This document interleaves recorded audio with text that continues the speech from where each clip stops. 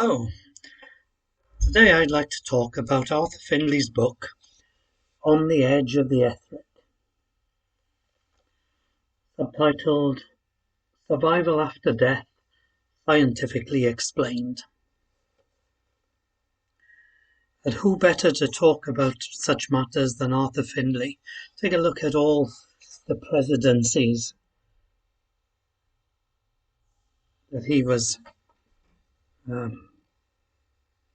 all the different unions and associations that he was chairman or a president of, or the ordinary member of. Amazing.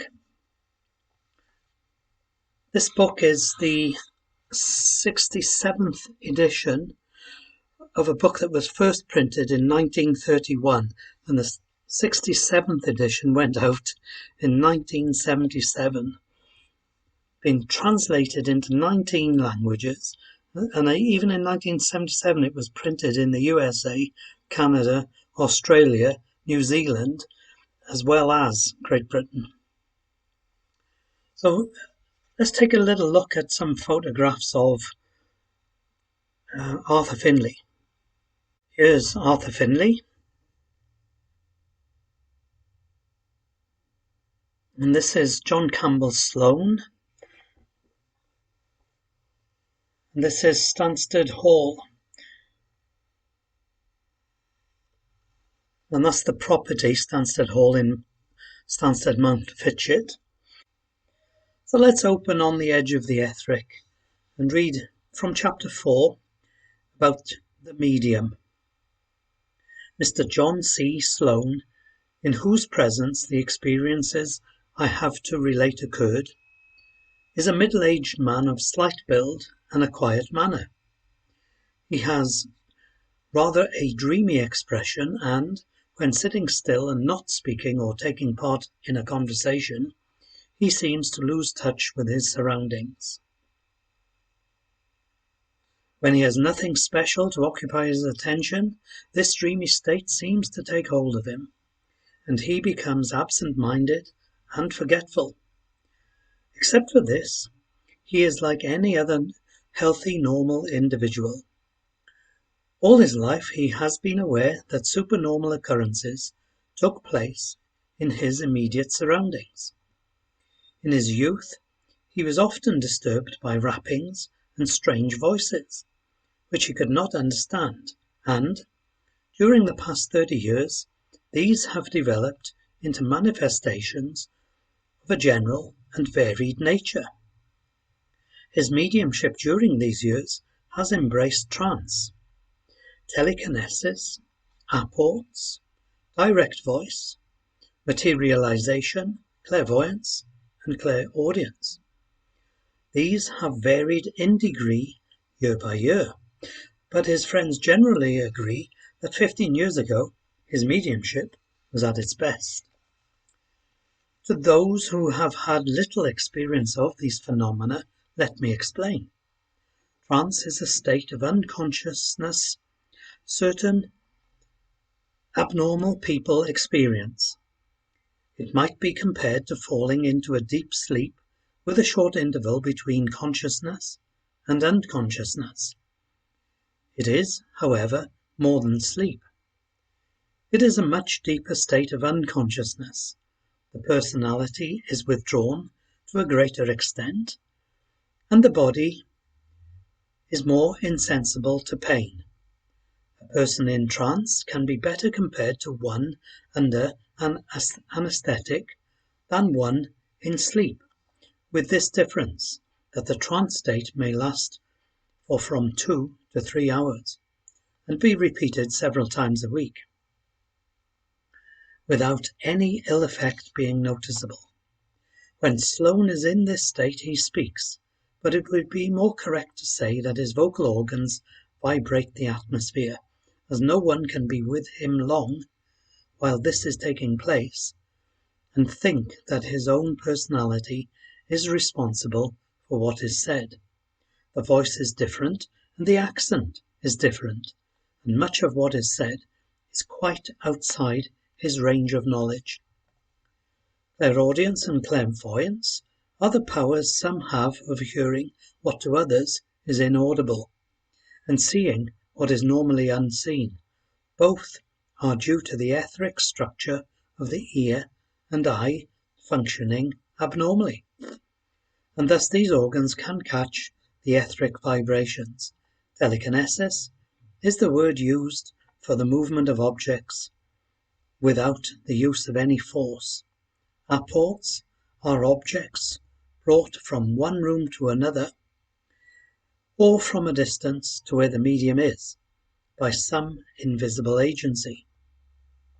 What is called the direct voice is the special subject of this book in the medium's presence, but quite apart from him. Voices claiming to be those of deceased people speak and, when replied to, answer back intelligently, which proves that there is not only a mind behind the voice, but that the intelligence is able to hear as well as to speak. When first experiencing these phenomena, I naturally thought that the medium was impersonating people, as, when these voices speak, it is generally in the dark, and what could be easier than that he should be tricking me and others into believing that we were speaking to our departed friends. On the first occasion I experienced these voices, I was decidedly suspicious, and yet, as the séance went on, I wondered how it would be possible for any man, even if he had accomplices, to carry on such an imposture for over 3 hours. 30 separate voices spoke that night, of different tone and accent. They gave their names, their correct earth addresses, and spoke to the right people, who recognized them, and referred to intimate family affairs. Never once was a mistake made, and the darkness really increased, the evidence in favour of the genuineness of the whole proceedings. Difficult as it would be to remember everyone's departed friends and relations, and their family affairs in the light, it would be doubly so in the dark, because 15 people were present, and the medium would have to remember exactly where everyone was sitting. The voice on every occasion spoke in front of the person who recognized the name, the earth address, and the details which were given.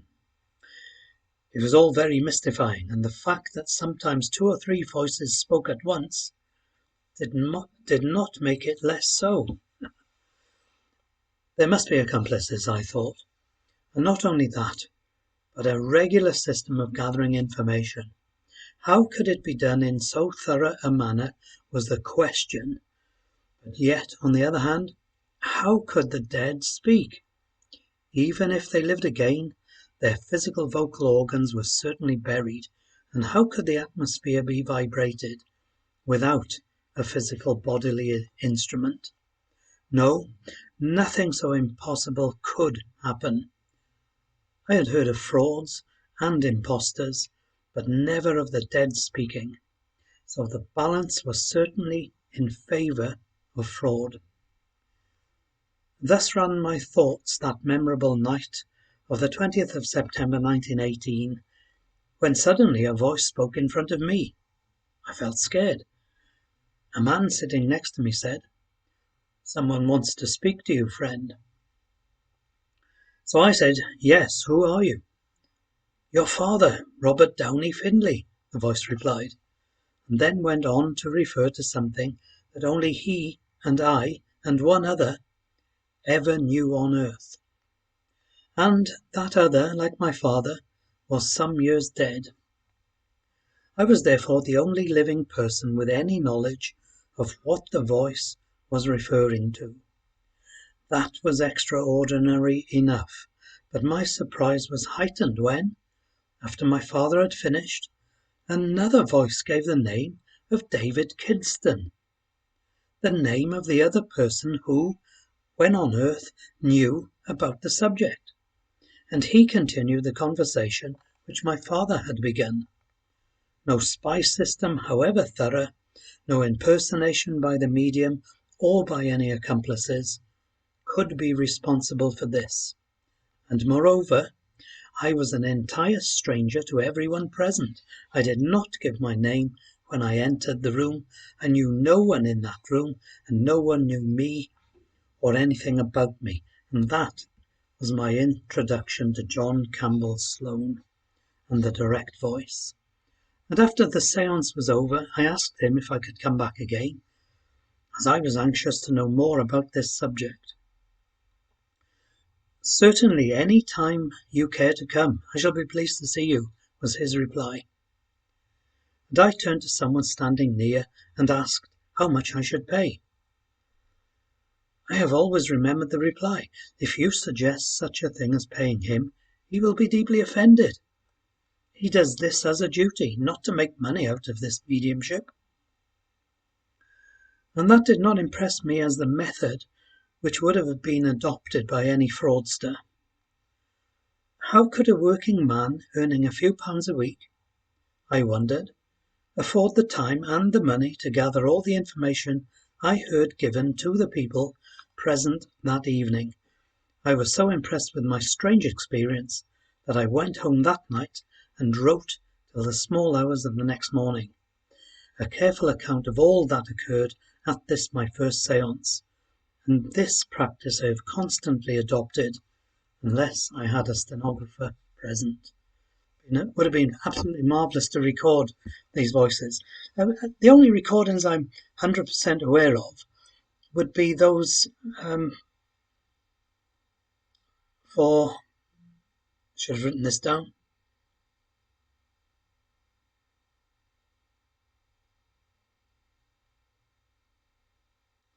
Can't remember. Oh, I should have written it down. What's his name? See his face? Well, it doesn't matter. Arthur Findlay went on to record every séance he attended, and he attended quite a lot, across the next 30 years. And so he's got a tremendous body of evidence in his records. Some of his records then form a variety of his books, and this one was only one. I don't know how many books he did in total. I've got about 8 or 9 of them in my own collection. And Arthur Findlay was given specific evidence there that 3 people on the earth plane knew, and yet a voice was telling him the fact. So 3 people on the earth plane knew the fact, and it was now being related back to him. And that happened not so much to me, but it was the one thing that put me onto spiritualism in the first place. I had a friend who I worked with who said that she had one particular fact, that only one other person on the earth plane knew the fact when the fact occurred. And yet, when she was in front of a medium, that fact was related back to her. So either this third party, the medium, was reading my friend's mind, or reading the other person's mind. I don't know. But I thought if she was reading her mind, that would have been impressive anyway. Or she was doing what she said she was doing, and that was talking with the other person. And by this time, the other person had died. So I thought to myself straight away, if she's relating the fact back, and she's getting it from the other person who's talking with her, then that's proving life beyond physical death. I thought to myself, I've got to find out about that. That was back in 1993, and I've been finding out about it ever since. But we're not expecting anybody to take Arthur Findlay's word for what he witnessed, although you could read dozens of his accounts. Now this one is in the same book, and it's a bunch of other persons' witness testimonies, and he's got 2 or 3 different categories of testimony, and this one might be category 1, and it's taken from a Mr. McCulley's testimony. So these are Mr. McCulley's words, and in the original print of the book, Arthur Findlay gave Mr. Maccully's address, which was in Glasgow. But he had to remove it from subsequent editions because a steady path of people beat a pathway to his door and knocked on the door and asked him, "Can you tell me more about your experiences?" And here's his testimony, where he starts with, "One of the most vivid and impressive messages I have ever received was from a young brother of mine. Johnny was his name. He had passed over suddenly at the age of 12. He was the youngest of the family and, of course, the apple of his mother's eye. Shortly after his death, Mum went to Australia, where our other brothers lived. Every letter from those brothers in Australia told me of her grief and despondency.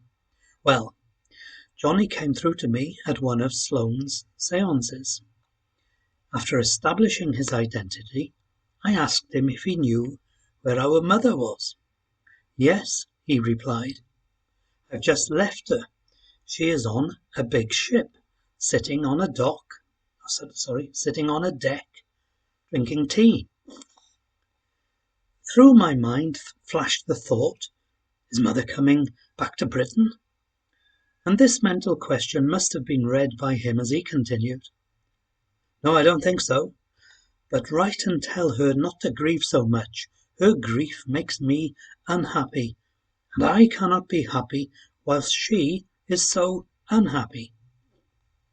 Well, to me the message was not that easily understandable. I couldn't understand what my mother was doing on a big ship if she were not coming home. But at any rate I wrote out Johnny's message and sent it on to Perth in Australia.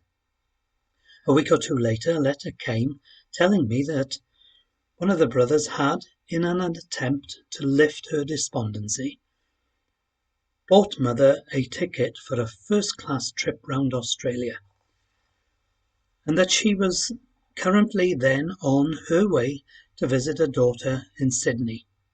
When in Sydney, the daughter took her mother to a medium, where she got the same message from Johnny in the same words, namely, not to grieve so much, as it made him so unhappy.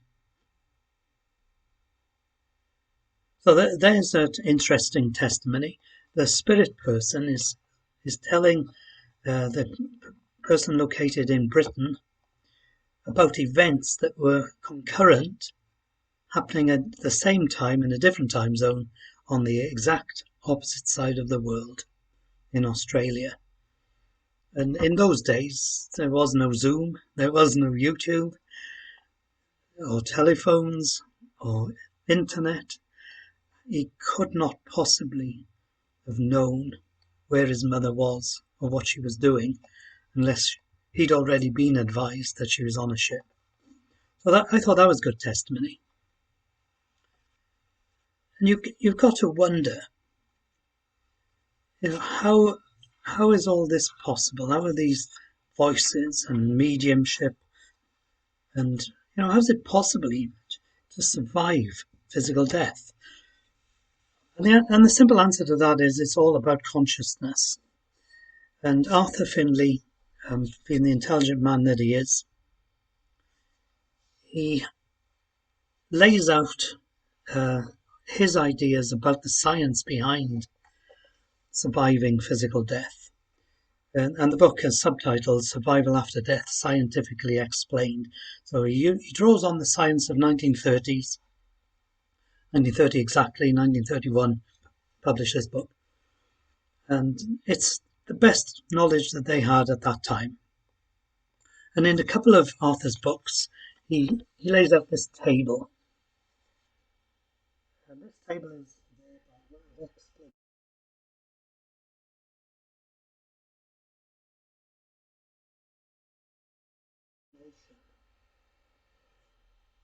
who we are, where we are in the universe. And essentially, we are in the black area there. That's us in that black area. And in that black area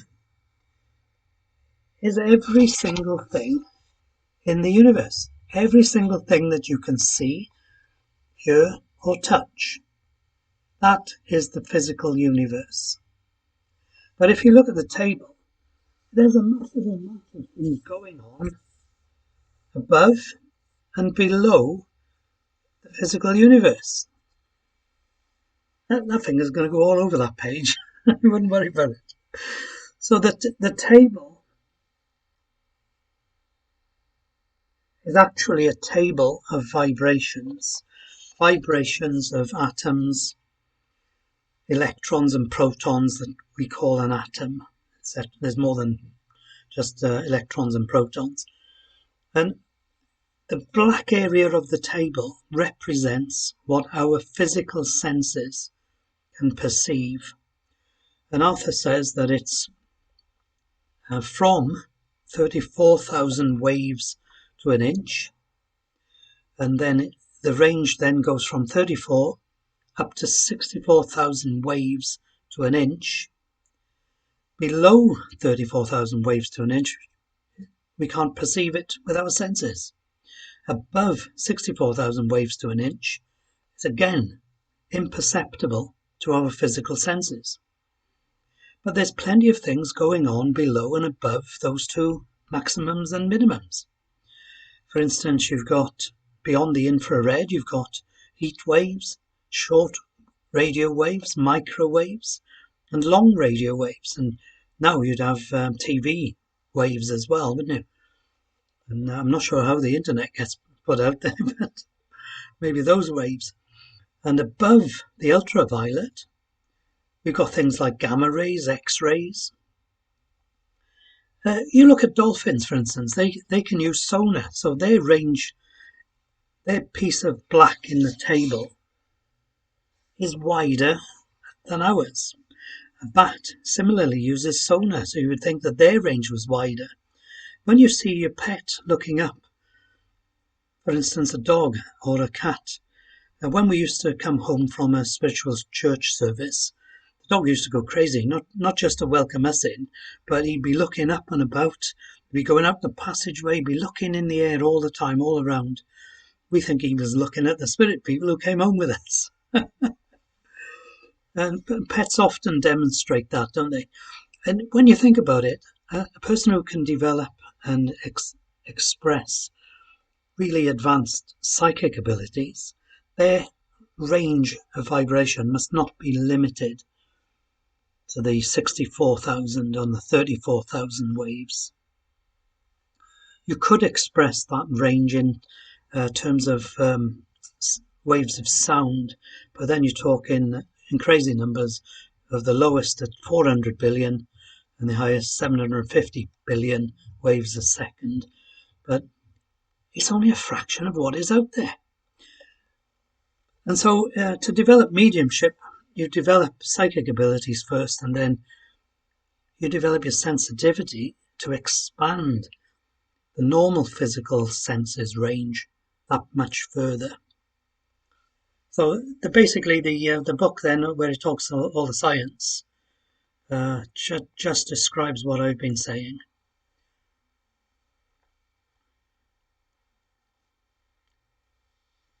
We'll take another reading from the book now.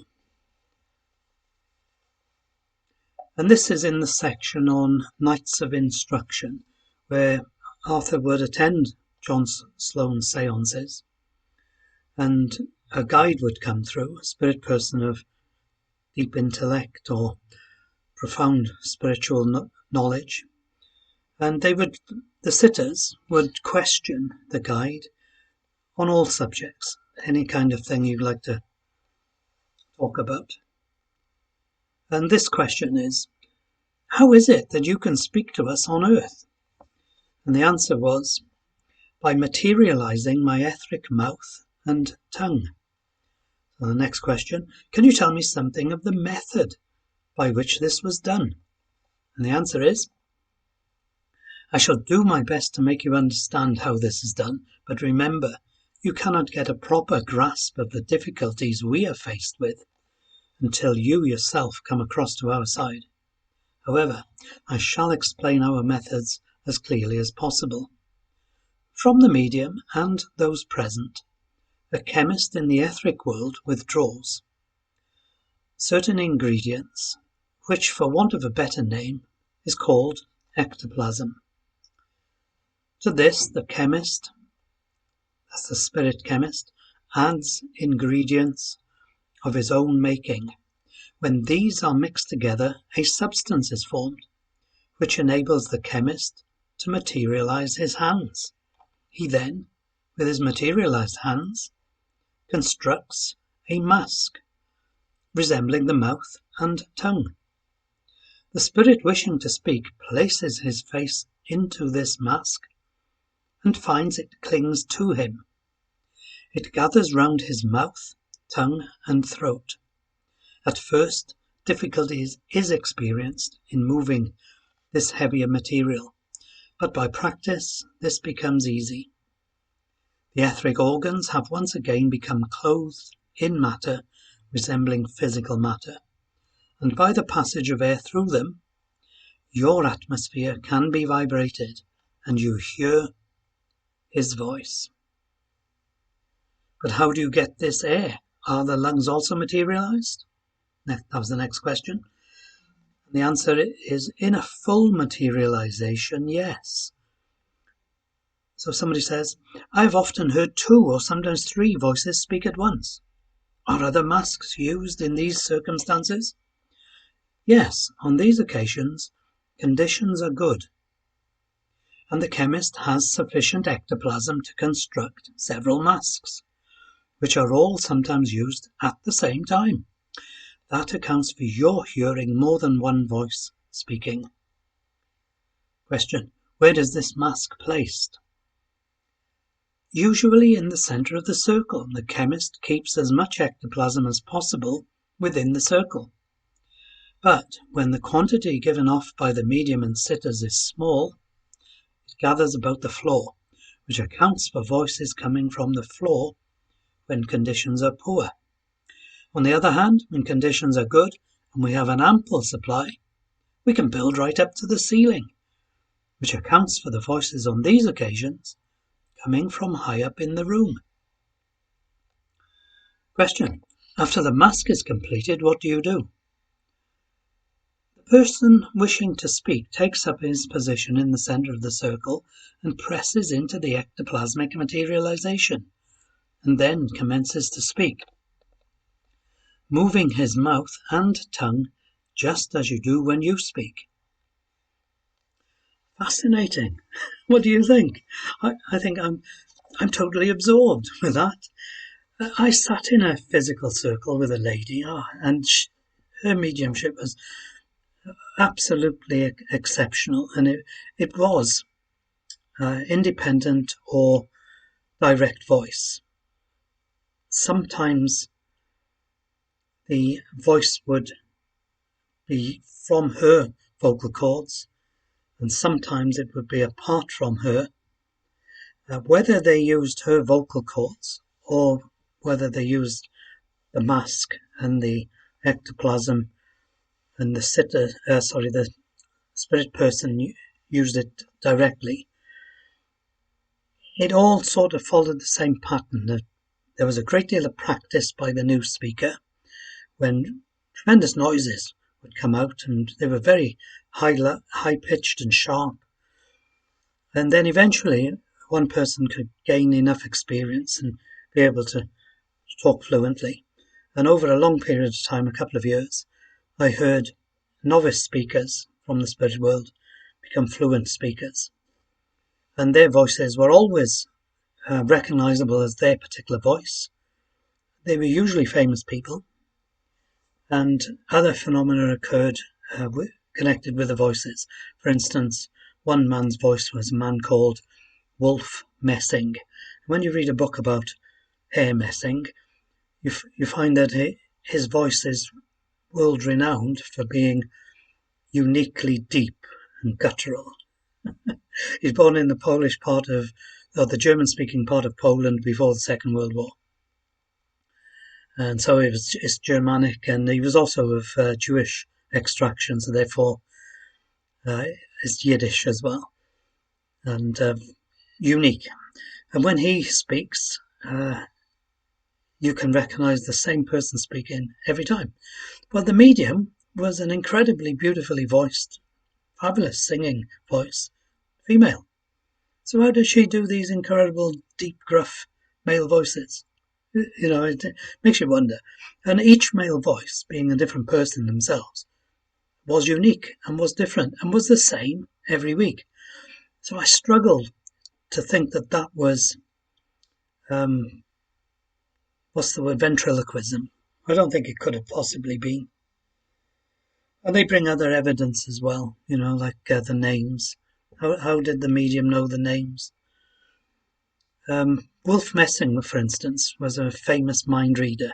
So in the car, we used to travel to see the medium. And in the car going down this one day, I'd been thinking, how did Wolf Messing do his mind reading? So in the middle of the journey, I said to the passenger in the front of the car with me, I said, I've been thinking, I don't think you should have any more cats now the previous one had just died. And my friend said, how do you know I was thinking about cats? Are you reading my mind? And when we had the tea break then after the seance, I was talking with a passenger I had in the back of the car, and we were talking about UFOs. And this lady had said she'd seen UFOs. So in the middle of the journey on the way home, I said to the lady in the back of the car, you know that story you had about seeing a UFO? Maybe it hit the papers because, maybe it was a common thing and lots of people saw it. And she said, how did you know I was thinking about that right now? Are you reading my mind? So I think Wolf Messing gave me a demonstration of how he did his mind reading. So there was evidence like that came along with every one of these voices. The one time the main guide's voice was different was after the time the medium had an operation on her throat. And then the next seance, the main guide's voice was fairly young, strong, vibrant, and different, but recognizable as the same person. It went back to as it was before, when it generally came through as an old man, an old Victorian gentleman's voice. And it went back to that. So that was the only time I heard that one guide talk differently. Yeah, very interesting. So I'm finished now by talking about what Arthur Findlay thought of it all.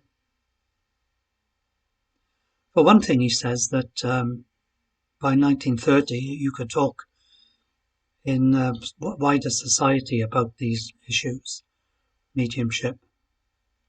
He was getting that you could speak at a dinner table, at one's club, in a railway train, without being made to feel that your friends look upon you with sincere pity as one so sensible in any other way, somewhat unbalanced in this direction. I trust, therefore, that what I am about to relate will receive more consideration than was accorded to the writings of some who have gone before me. Back in 1930, until another 20 years later, the British government was still arresting mediums, charging them with ridiculous charges of vagrancy, which is the charge they used to apply to people lying about in the city, town centres as tramps. They were vagrants. How could you say a medium in a spiritualist church was a vagrant, I ask you? And Arthur Conan Doyle, one of the last things he did for spiritualism in 1930 was to appear with a deputation to the Home Secretary in Downing Street and appeal, for spiritualism and mediumship to be given legal status.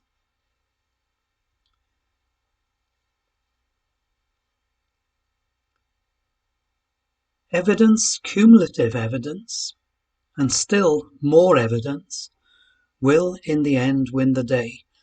With this weapon, the walls of ignorance and antagonism are being brought low, and there is no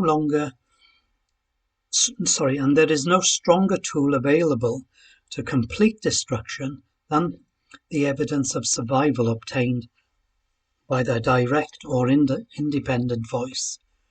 Both names for this phenomenon are used, and they refer to the phenomenon of voice production and speech from some intelligence quite apart from any being in the flesh.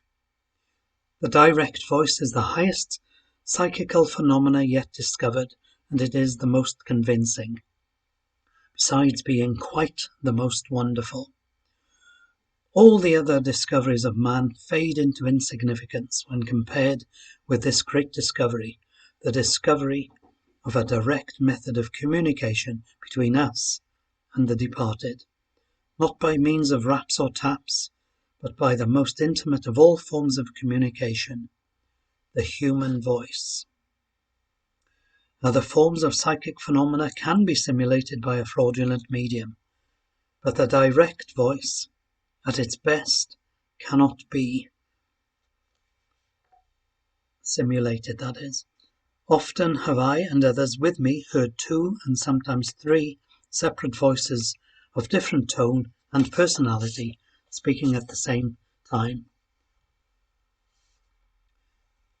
on different topics, known only to the person addressed, while the medium was either talking on some other subject to the person sitting next to him, or I had my ear close up to his mouth and not a sound was proceeding from his lips. Quite often they used to tape up the medium's mouth, and also they used to have him drink a whole mouthful of dyed water, then put the tape on, and after they released the tape, then he would then spit out the dyed water.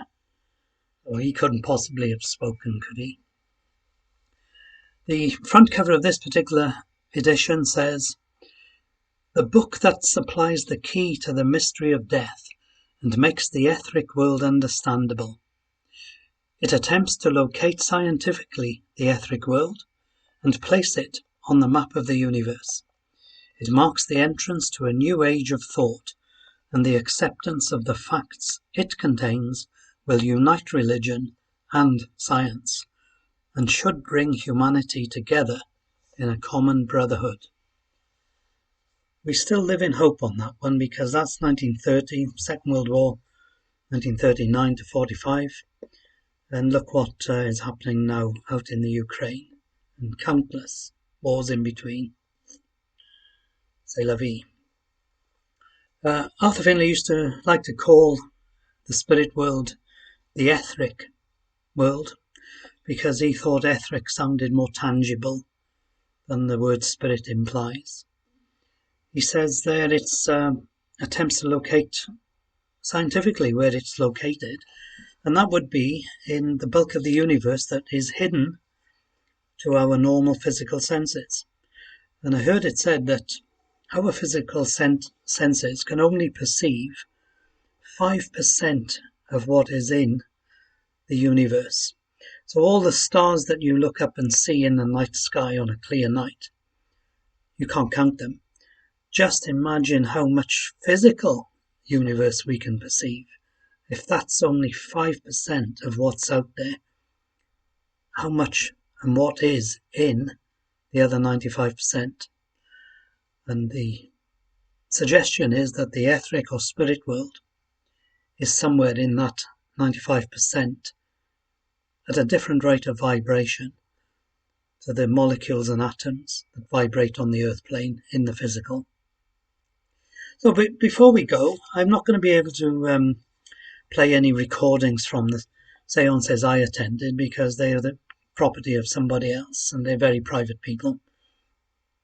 But there is one example of electronic voice phenomena, or independent voice, that I actually have. So I'm going to play you that one. And you can find it on my YouTube channel and some of the Facebook groups I'm in, such as Margaret and Paul's Togetherness group. Yeah, hundreds and hundreds. Hundreds. I mean, Wow. it's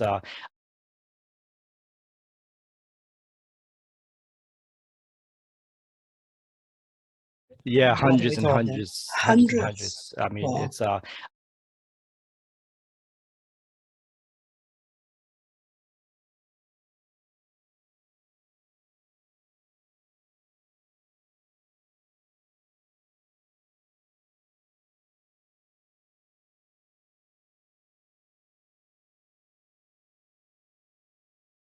So they've typed, somebody has taken the effort originally to produce those typed manuscripts. And there's a lot of them. How many of them are there then? a lot. A lot. What are we talking, 200, 20? Yeah, hundreds and hundreds. Hundreds. I mean, Wow. it's I'm actually in discussion with Paul. Those typed manuscripts. And there's a lot of them. How many of them are there then? A lot. A lot. What are we talking, 200, 20? Yeah, hundreds and hundreds. Hundreds. I mean, Wow. it's I'm actually in discussion with Paul. Yeah, hundreds and hundreds. Hundreds. I mean, Wow. it's yeah, hundreds and hundreds. Hundreds. I mean, Wow. it's yeah, hundreds and hundreds. Hundreds. I mean, Wow. it's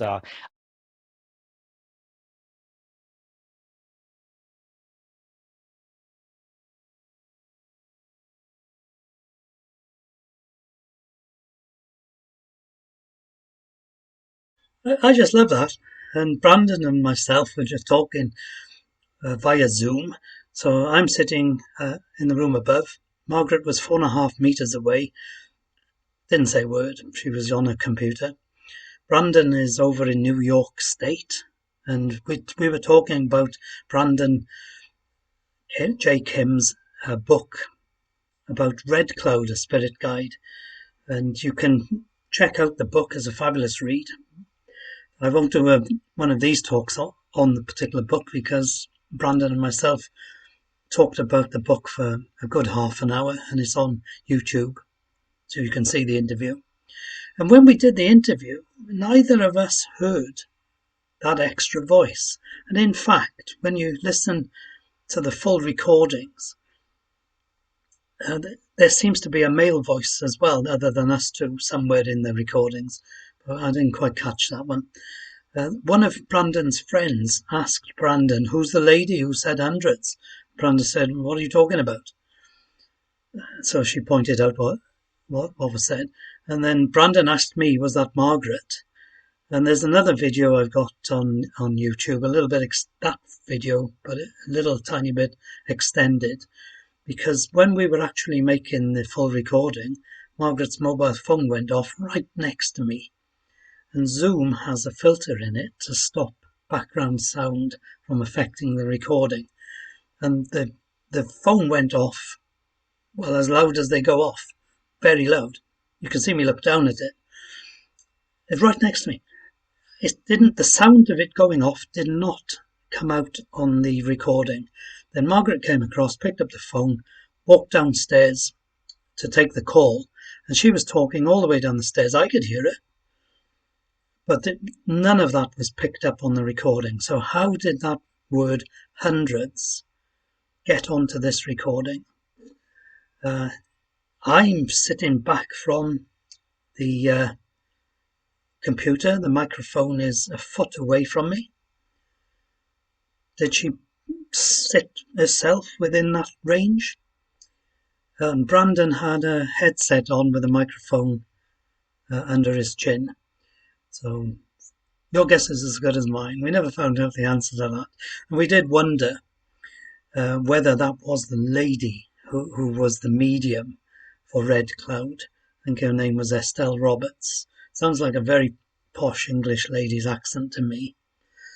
Well, I hope you've enjoyed the précis of the book On the Edge of the Etheric. You should be able to buy it from the Spiritualists National Union at Redwoods, next door to Arthur Findlay College, AFC Stansted. Redwoods is the merchandising arm of Spiritualist National Union. and it used to be called Psychic Press. I'm sure it's easily traceable. Hopefully it's still in print. It'll be the 150th edition, no doubt. To me, On the Edge of the Etheric is the gateway book to spiritualism, because the evidence therein is just profound. Thank you.